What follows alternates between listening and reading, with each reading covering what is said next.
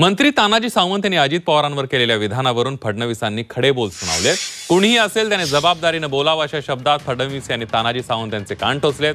अशा प्रकारची विधानं करणं पूर्णपणे चुकीचं आहे, तसं अशा विधानांचं समर्थन केलं जाणार नसल्याचा इशाराही फडणवीस यांनी दिलाय।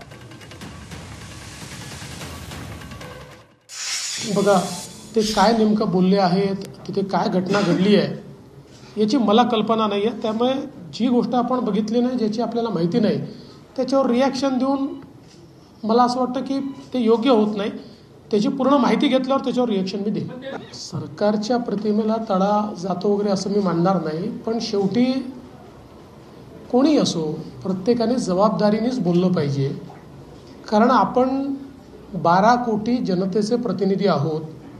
त्यामुळे आपल्या बोलण्याचा कोणावर काय परिणाम होऊ शकतो याचा विचार करूनच प्रत्येकाने बोललं पाहिजे।